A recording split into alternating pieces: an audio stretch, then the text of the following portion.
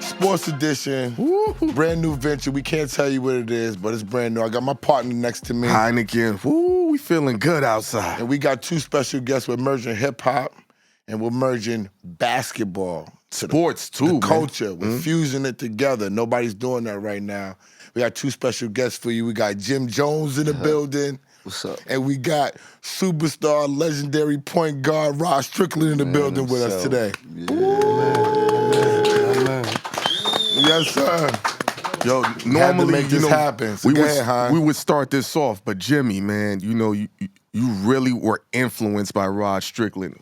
What's the first thing you want to say to this man? What you want to ask? I mean, every time I see him, I tell him it's like he was just like for me, he was one of the best point guards in the NBA. And then for New York, he was like the best point guard to ever come out of New York. Like, had a few people that was extremely nice, but it's just his style on the court, his charisma on the court, and he was tough. His handle was retarded.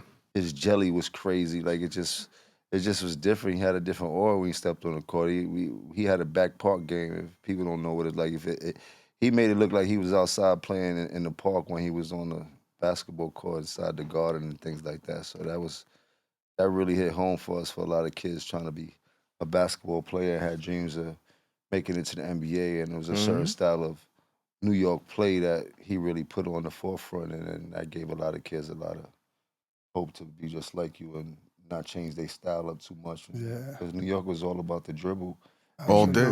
And to see you make it to the NBA and most of your game was surrounded around how nice your handle was and things like that. Sure. You know what I mean? So. No, I appreciate that, especially coming from Jim Jones. It's funny because I saw him at the Garden. He was like, man, this is like bucket list. No, and I'm thinking the same thing. I used to have y'all all up on my wall. Yeah, that's crazy. All on my wall, all the pictures.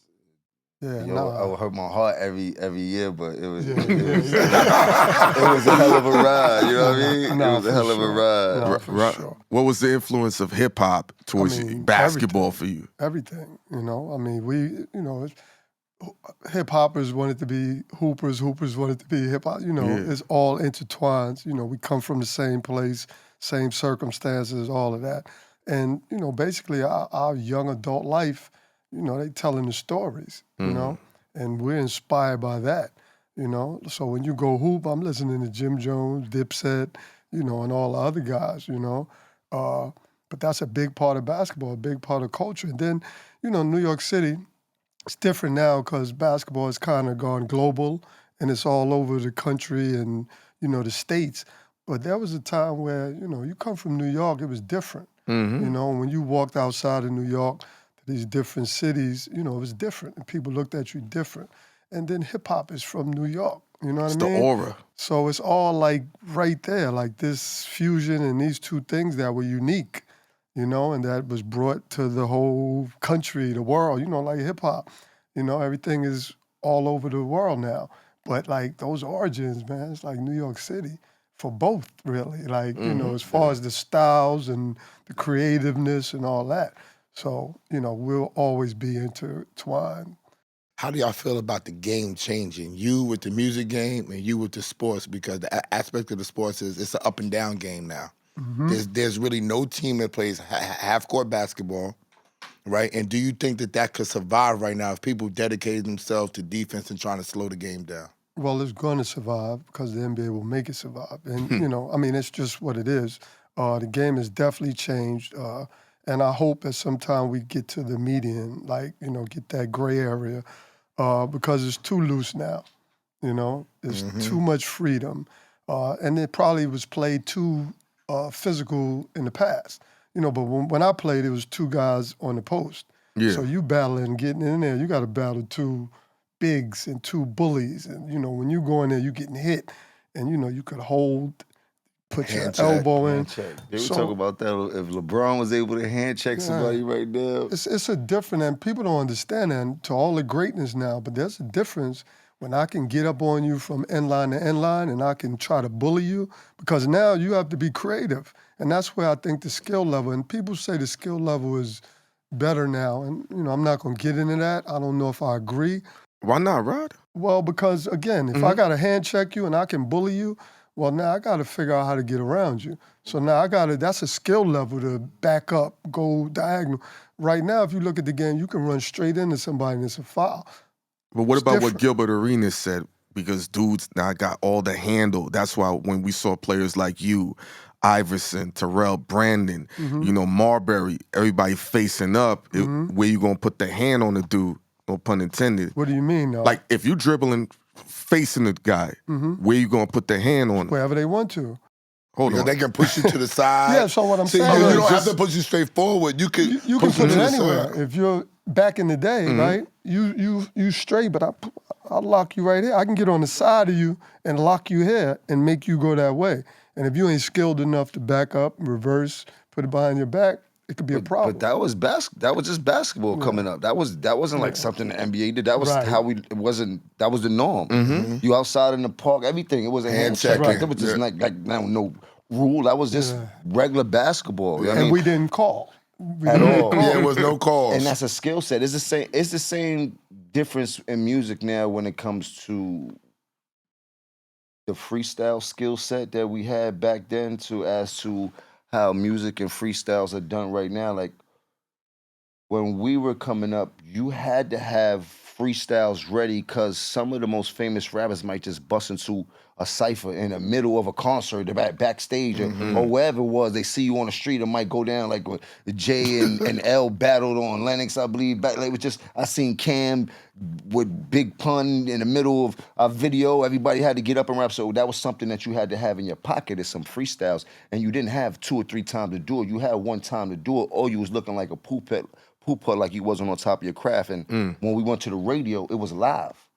Gotcha. So if you wasn't on top, and you couldn't curse on the radio, so you had to spit your freestyle and not curse, and you didn't have no chance to mess up. Nowadays it's different. They don't do the freestyles live no more. You come up, you do the show, you mess up, you got 4 or 5 times to do it. They edit it to the best way to make you look best, so don't make you looking like you fucking up and shit like that. And then they put it out. So that's a major difference to what we were doing in the skill set that we had. Now there's nothing wrong with it. You know what I mean? And they say music is changing. Music is only changing for us because we're older. We're watching it change. For the young kids, this is all they know moving forward. This is how music is heard. This is how music is consumed. This is what they know. They're not saying, oh, music is changing. It's only changing for us because we're older. And when we were younger, we didn't feel the music change. We were like, these old niggas is bugging. That's why I try to adapt both sides. Like always bring what I know, but I still gotta adapt what I don't know, and I gotta come to that medium so it works for me as an older artist in the game. I don't know how it works in basketball, but I know for me, It's the you know same. what I mean? It's like to your point. About 3 years ago, I went to OKC, and I went to visit them for about 10 days. I was trying to get hired or whatever, and I visited with their G League team for like 10 days. And I'm old school and got my old school ways, so I'm sitting in there and I'm watching how they practicing. I'm watching the defense, and I'm like, this is some bullshit. Like, you know what I mean? Like all they're doing is, no, this is because I'm in that other state.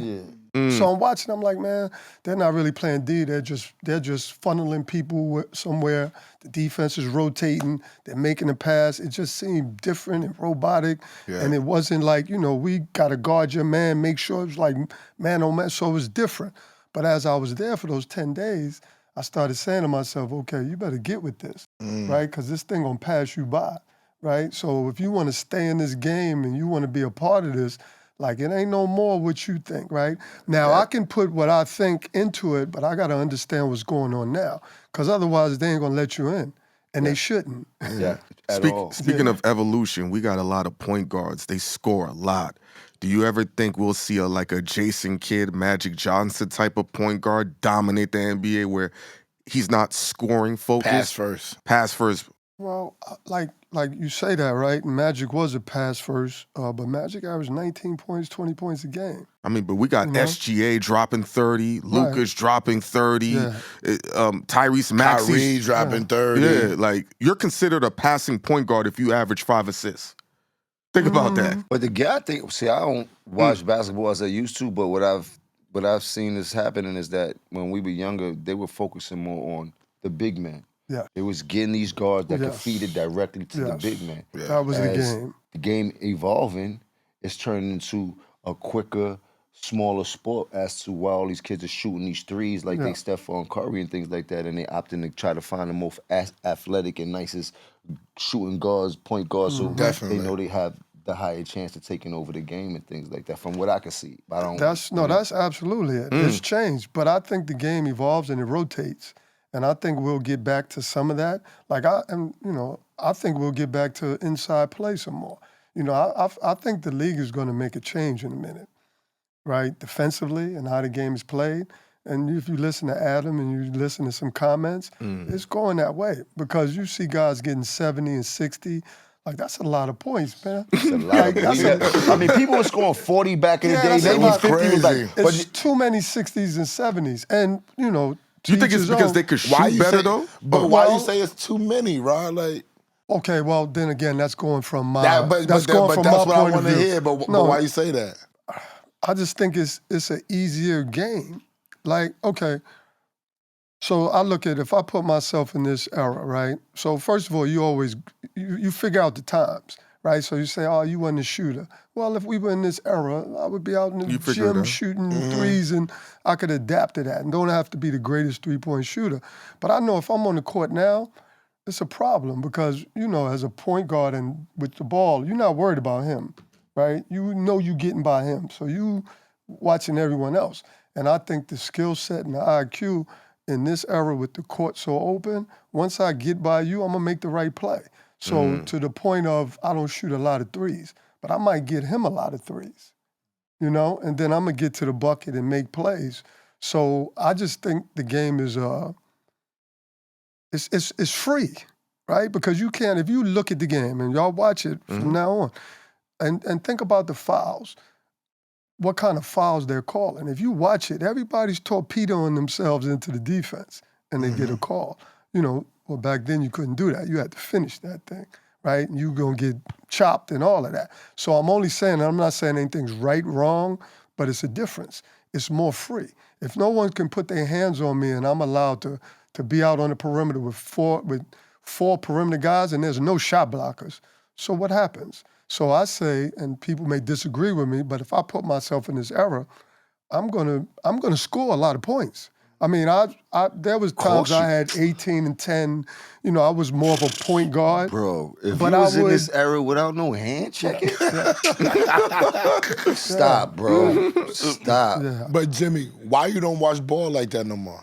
Because you say you don't watch as much as you used to. I be into my own professional game. You did like. It's not, like they could play basketball and listen to music at the same time. I can't make my money and watch basketball at the same time. But I love the sport. I used to love playing basketball and love watching Cam and them ball. Like, you know what I mean? I got a question for you.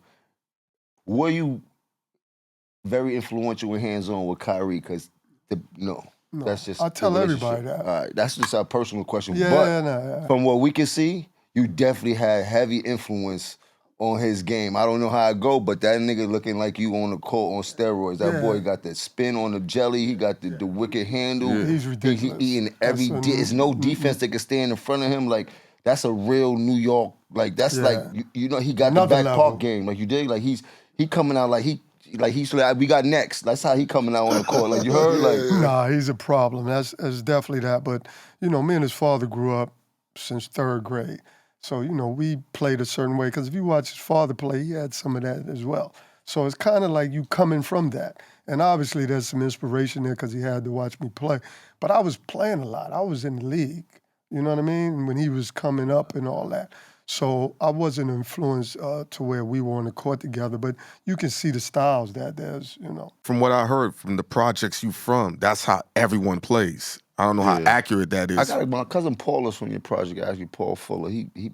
I think that whole jelly rolling. It comes from that the project. middle of your project. Because he had a whoop wop game when we used to go watch him play basketball in high school. Yeah, no, that's how we were kind of raised up. Dave McCollins, Mitchell Bullets to the Gauchos, but he taught us both hands. Taught us how to play with both hands from the beginning. Yo, Jimmy, on a basketball business level, how did you get the collaboration with the Dipset jerseys that you had? I think that was more like a Cam thing. I can't remember exactly how that. how that went. I know that was a very big moment for us and things like that, especially more or less for Cam. Like, you know, Cam was a dog at playing basketball, and if he was more focused and more disciplined when we was younger, this might have been one of his professions that he could have probably partaken in. I think that, because I used to watch You think him he from could have he was made the younger. NBA? I mean, I think he had a chance to if he was more A lot focused of and people more say that. disciplined. Like, I mean, I watched him at a young age, 15. He was playing in Brucker Park with all the big boys. He won the championship. Nobody in the city at his age was really fucking with him at that time. Cam I was used to like watch him that? go head up against Starbury. I mean, head up, shot for shot, things like that. Against Marbury? 100%.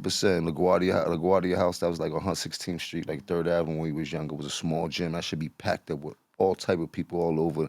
And they going back and forth, like shooting, like damn near nobody else on the court got to shoot when they was like, they had some real head up battles. And I seen him also go up against some of the illers, like Curry Gold, like you name it. He was on the court from such a young age. But, you know, Harlem is a place where we get distracted easy, and we didn't have the discipline that we needed, like a lot of other kids when they're athletes and they get catered to. You know what I mean? Like, you still got to navigate the streets. So you leave and you go with that mindset out of town, you know what I mean? But we end up being professionals in another business, so it all worked out. That's what he always says. Being as you got back, Baron, from the Bronx, and you from the Bronx, what does the Bronx mean to y'all niggas? It's everything to The me. Bronx make you tough. I'm gonna keep it funky with you. I was able to navigate my way through Harlem because of how tough the Bronx make you. You know what I mean? I started in the Bronx. That's where I grew up at. That's what I know. But you had to be a tough person to navigate in the Bronx from a young age when they was doing play streets outside at 6 or 7. And they was blocking the streets off. Like, you really had to have some tough in you and things like that. So I would definitely credit Bronx for putting a little tough in me as a young age.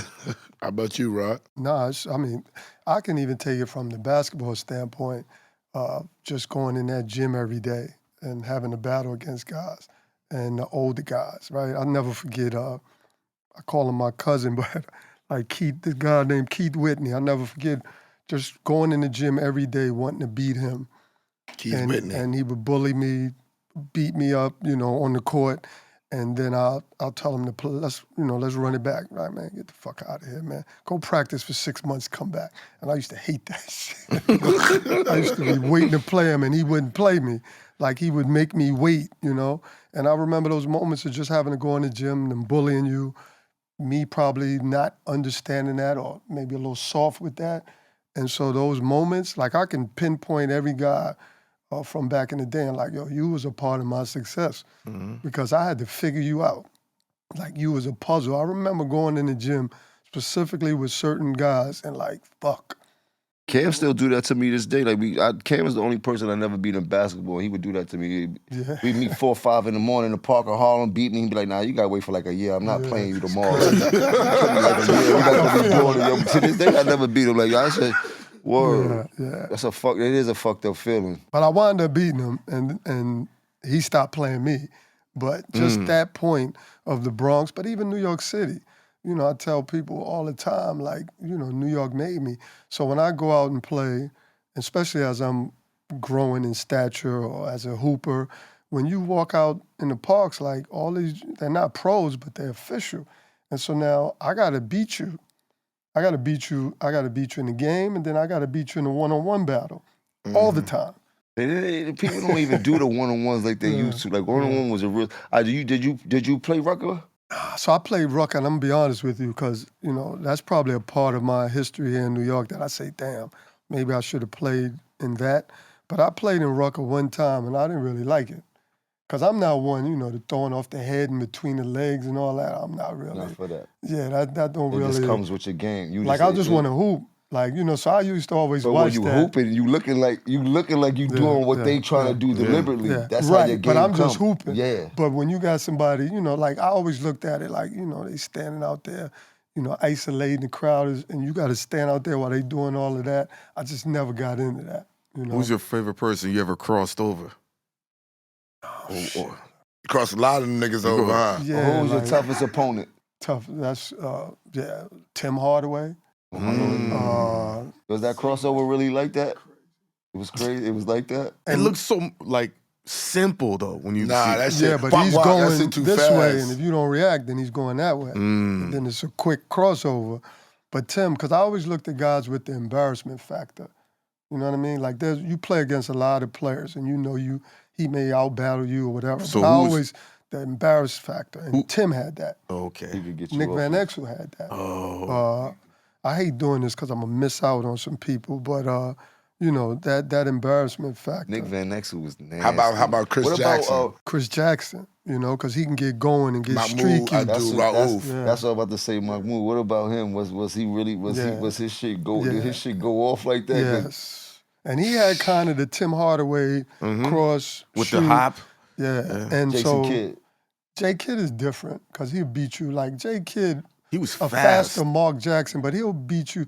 Like Mark Stockton, J Kidd, those dudes can have like an 8-8-8 game and dominate it. You know what I'm saying? So that was a little different. J Kidd, I'm talking about somebody who can really like give it to you. You know, shake you, score, and go on a super roll. Iverson, they Oh yeah, definitely. Oh, and Steph. I tell people now he don't get enough credit, man. the New York City guard that when I walked in, I know I had to play him. That I was worried about the most was Steph, because Steph is a killer. He was strong too, right? Mean, strong, can shoot the jumper. You know, defensively strong enough. Can get to the cup. Like there was nothing Steph couldn't do. And Steph was like, when we talk about 20 and 10, which most, you know, doesn't happen a lot. He was one of those guys who could do that. Like he was Easily. capable of that. You coach right now. How does hip hop influence your players in the locker room, getting prepped? It influences them, but it's funny now because I'm not the new age hip hop. You know what I mean? Do your sons understand who you are? They do now. I don't think they did when they were younger, but they do now. Jimmy, like how long did it take for your son to understand this is Jim Jones? My son is funny. My son think I'm corny. Be like that. He like the kids. People be going crazy. He be like, hey, man, he gets old, man. Y'all bugging out. But he gets it though, man. He understands. Respect it. He understands the hard work that I put in so our family to thrive and things like that. He understands what legacy I'm leaving him behind for he could carry on. So he's a smart kid, man. I appreciate him. What I don't understand about the merging of what's going on with the young and the old, with hip hop, with the sports, is it's a lot of animosity there. So let's be honest.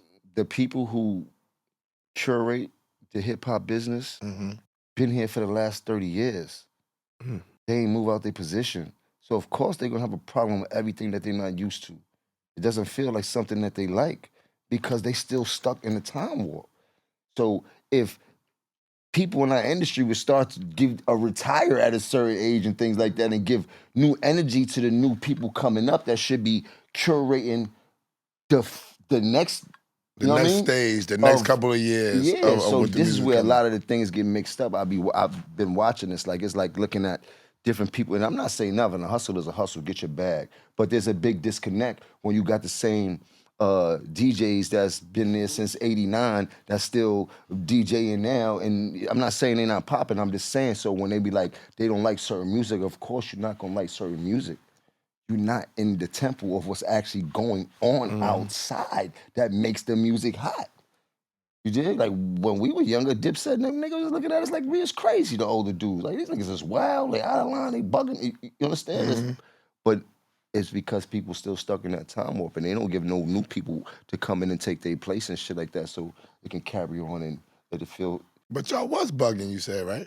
I mean, but for music-wise, when the older heads was turning their nose up and things like that at the younger generation moving in a new direction to what music was and shit like that, it didn't feel good. I mean, but hip hop and basketball did something that we didn't see in this country. It made millionaires, aside if you want to talk about the drug game, it made multi-millionaires out of dudes 22, 25. So of course they're going to look at Jim Jones, Freaky Zeke, Cameron, and Jewel's bugging. Y'all all got millions. Y'all got wild hair, wild cars. Rod Strickland got the fur coat, Rolls Royce, and everybody's 25 years old. You ain't have a Rolls Royce? Never had a fur coat. Oh, okay. No mink? I don't believe it. No. It's a shocking thing, Jimmy. I mean, it's a shocking thing to who?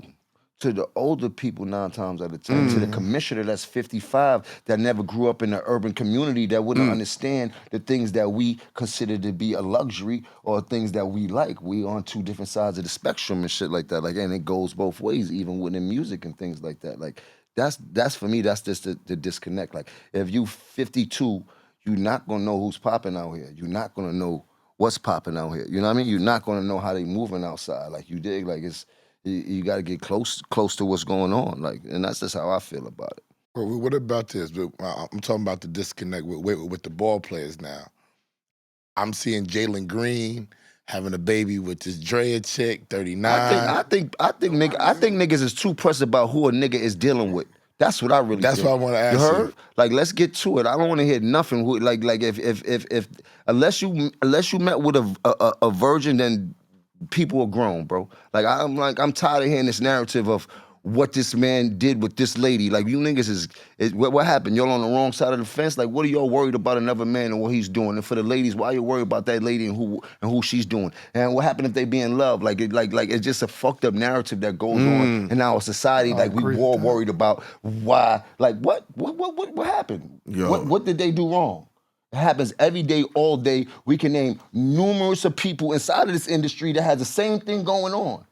You know what I mean? Like, it's just social media put everything on 10, and then the people just want something to talk shit about, you heard? But in reality, for the grown men out here and the rappers and all these bloggers and all this shit that find it cute, you niggas is playing yourself. You look weird, and you definitely not gonna get no hoes when they see you acting like that. But to that point, it's all about money, though. Right? Because, and I mean in the sense of why they talk so much, because everything is click, right? So everything, like every conversation, like I got to get on that because that's how I make my money. So like this whole Clickbait thing is a circles motherfucker. around Yes. money. Clickbait is money, Jimmy. Yeah, but I'm I'll tell watching you grown men on their Instagram, like having I mean, something I to seen say. it, but this and is why you I'm niggas asking you. bitter. They like, talking about so when they was what? winning, that's and I'm my watching question. niggas talking about, oh yeah, we dog die, like, or whatever the case may be. Pardon me, because I don't even want to get into it. But nigga, so what? Like, so this is what you do when you get with a woman? You telling your business? What type of niggas we dealing with out here nowadays, Again, bro? it comes back to paper, and I Attention. say this, but it's paper, right? Because I see the most thorough dudes who I thought was thorough, who have been perceived as thorough, gossip, messy, petty. But it all comes from getting paper, right? Because I got to have these views, and that's how I make my money. So we live in this world now where, like, being corny or doing petty shit is the new thing. Like, it's in.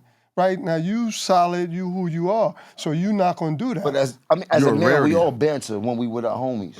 Exactly. Our banter is not for.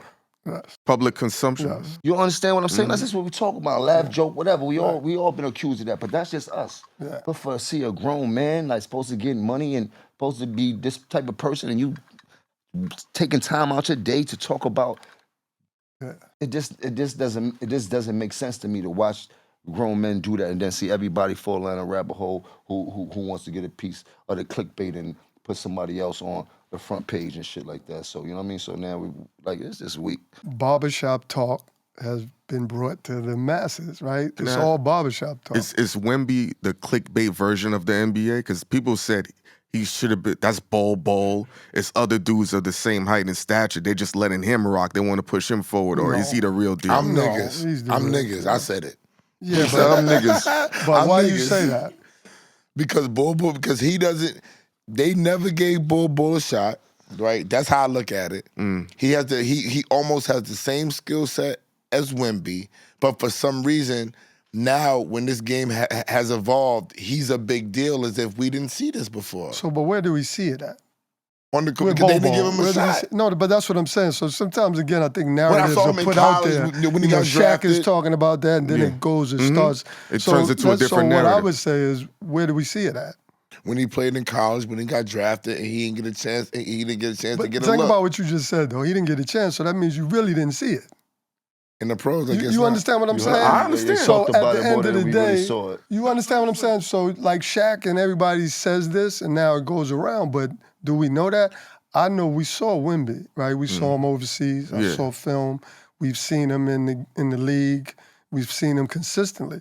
So we do know what he can do, right? I don't know if Bobo is that. Could you have some of the same characteristics? Of course, right? But has he done that to a level where we've seen it to say that Sample Wemby size. is being put up in the stature? No. Do you think 'Cause I haven't Bobo's seen Bobo. balling this year? He's balling this year. He's He getting been some playing? time. He No. ain't getting the same time as Wimpy. I feel like. But the Suns team is crazy, though. It's a lot of players. And you correct me if I'm wrong. If you coming down the court and we know that you the man, right? You're gonna get multiple looks. You know you're gonna get the Absolutely. ball. It's a totally different thought process of what Wemby's doing and what Bull's doing. Absolutely. Bull got to play with Kevin It's the Durant. NBA He got to too. play with Everything's Beal. about marketing, bro. If niggas can have That's be as how I nice as feel. they want, but Yeah. if they don't got no marketing value Exactly. to them, they not gonna get no light shined on them, no matter what it is. You heard? That's why I totally agree. But it's just hard for me to say he's that if I hadn't seen it.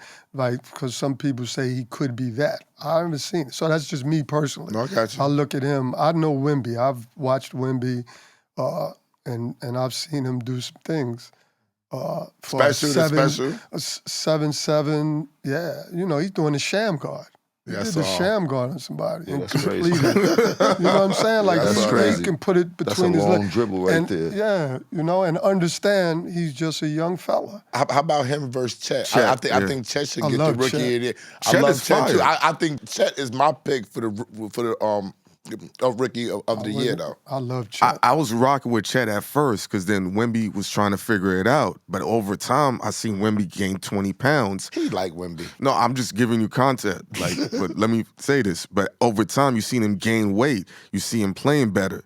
And to Esso's point is, winning has to matter. How can you be rookie of the year if your team is losing? How do you feel about that, Rod? I don't know if I agree with that totally. Just like the All-Star game, I think sometimes they do too much of we got to put somebody on the winning team on the All-Star game.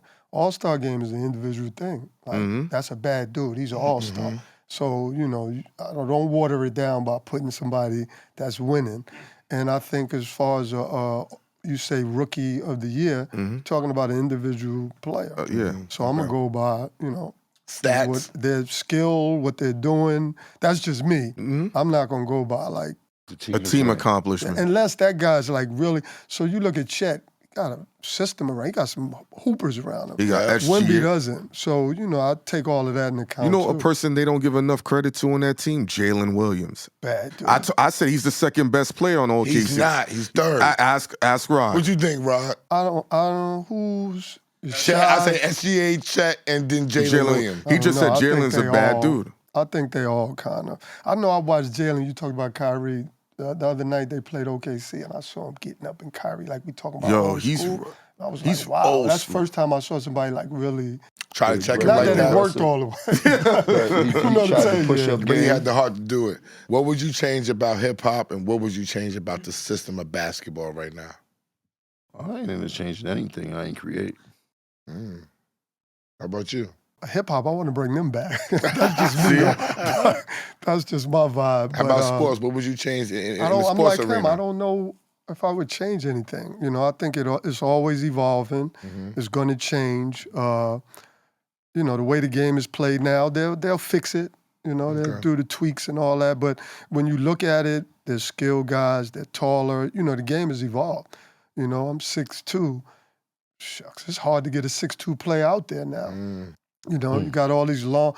You know, who would have thought when I came in the league we would have a Wemby or Dirk or you know all these Luka, like all Luka these 6'10", dudes playing point playing guard. point guard. bad So guy. the game has evolved, and then go back to my skill thing. So the skill is high now because you got taller guys doing things that smaller guys did. So the skill level has evolved as well. Oh, so you would agree with that now a little bit? Yeah. Because I'm thinking, you know, I mean, you got You got ballers. you got 6'8", not Kevin Durant. You know, that's a 7-foot point guard, Definitely. basically. And You he's- know what I mean? And his stats is what, 50, 40, 90? Yeah, we never had the guys we had like that. Cliff Robinson, you know, Cliff who was Robinson. kind of. Derek Coleman was one of the officials. He don't get Coleman enough was credit. great. Coleman was that. wicked. He But was remember still- all the big dudes that pretty much come from the hood, game was like that because you had to have a game in the hood. You had to have you playing 21. You had to know how to dribble. You had to we playing game. That's every real man talk, for Jimmy. themselves. Yes. So the game, the drill set was a little bit different than these average kids that was catered to going to these good high schools and learning the fundamentals. And you know what I mean? As a big man, like New York City, big men think they guards. What's it like coaching at LIU, man? We went to a game. It was the four of us. It was Jimmy, a we was vibe. going crazy. It was a vibe. He kept looking at us Can like, I say this on camera? I could have bought anything. And his broad brother came in with the shrimp fried rice. Yeah. I was like, next time I'm coming with Don't shrimp fried say that rice and out loud. champagne. Don't say that out loud. We in Brooklyn. Because Rod called Esso, Jimmy, and he's like, you know I could hear y'all when y'all, because Esso be wilding Jimmy. He's like, yo, box out. I'll be Bronx, wilding get the again. rebound. And Rod looked at him like, Who used to go to LIU back in the day? Charles Jones. Charles Jones. Jones. He coached there. He's with me now. He coached there. Charles Jones is bad. Yes. Man, listen to me. Charles and his brother, bro. But Yes. Charles, that's really, really, really, really, really one of my bros. Before he went to the NBA, till he went to the NBA, he'd come see me uptown. My God. Special dude, he had cancer just like me. Yes. Like Cancer, that yeah. is my guy. Like, and I don't know if y'all know who you talk about, Charles Jones. And Yeah. his He left brothers. the, They the just college some of We used to call him Baby some- Jordan in the hood Some in of the Queens. nicest guys that came out of New York City on that basketball court. I'm talking about dumb nice. They walked inside of parks and dominated. Just them two. They ain't passing it to nobody. Nobody. If the game on the line, you can wrap it up because they gonna win it. Them like they was different outside. Like What was his brother named Lamont? Was it Lamont Jones? Yep. He comes to the games. Lamont Charles Jones, boy. But Charles is my guy. I hired Charles when I took the job, and I hired him because, I kind of related to him with me. When I first came out the league trying to get on, it was tough, reputation, however they felt. So Charles is with me, and he's been great. Like recruiting-wise, he knows these young guys. He's a pro, so he knows the game. He can vibe with me. When we in games, I'm always staying my ear. Nah, because he like that. That's that Like he's that's a that cancer hooper. trait. Yeah.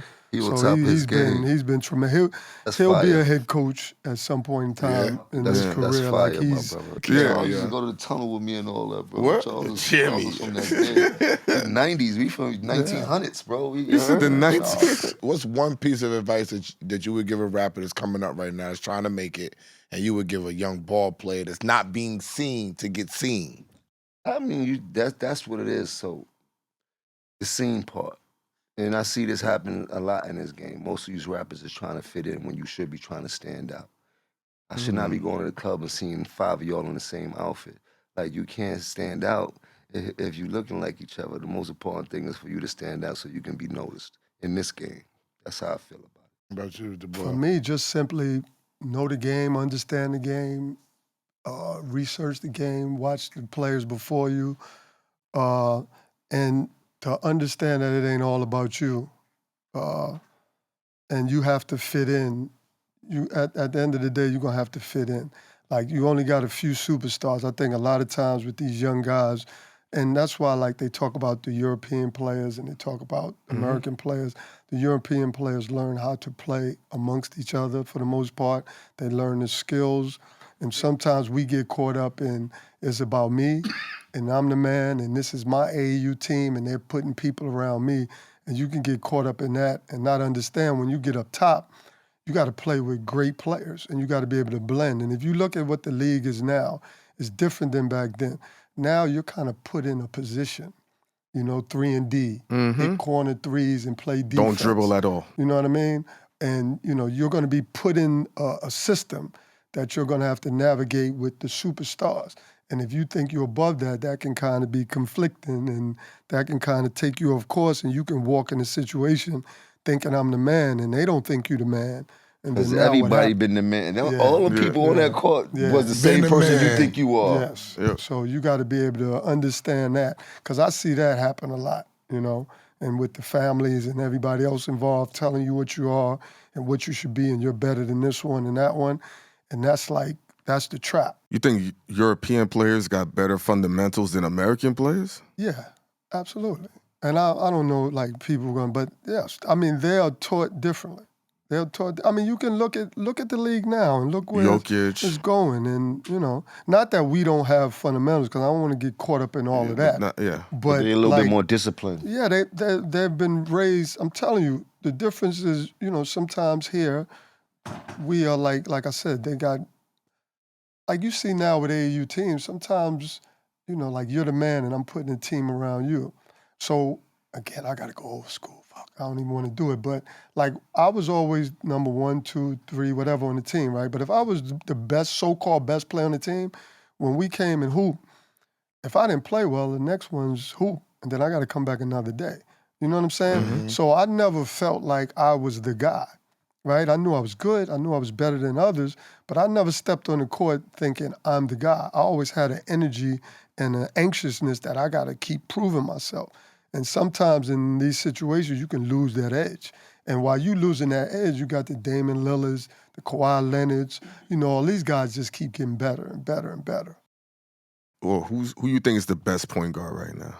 Kyrie. Kyrie? Yeah. Steph. No, I mean, Kyrie's in that. You're going through a list. Steph, you know, Shea Gilgeous. SGA? You gotta say Luka right now, right? Yeah, but I'm not gonna put him as, he's like a point forward to me. Like, That's what I was doing. Okay, that's what I say, but people get mad at me. But I mean, you could call him a point guard, but I'm gonna call him a point forward. No, he's not definitely like a point. I wouldn't. I mean, he's dumb nice, but I wouldn't say he's a point guard. Like he's definitely a forward. Is he the closest? That's nice. I say he's the closest thing to Larry Bird. Better than Larry, I would say. I think this nigga better than Larry Bird? 100%. He's more skilled, but he's more. His game is crazy. His game is, bro. Larry Bird was extremely nice, and what Larry Bird did at the time has never been done before. His jump shot was clicking, like retarded, like you dig, like. But look at Steph Curry. Ben spanked Larry Bird's 3-point, whatever. Reggie Miller spanked it too. So did Draymond. Well, Draymond has more threes than Larry Bird. Luka's skill They was set, shooting threes back then, though, right? bro. Nobody can fuck with Luka in this joint right now. Like he's destroying niggas. Like I'm just watching him play with people, and he be smiling the whole time, like it's a joke to him. Like, Yo, y'all ain't think we was gonna make it here. Shout out to Jim Jones. Shout out to Ron Strickland for joining us for our first show. It's monumental. We are bridging hip hop and sports. Believe that. Yeah.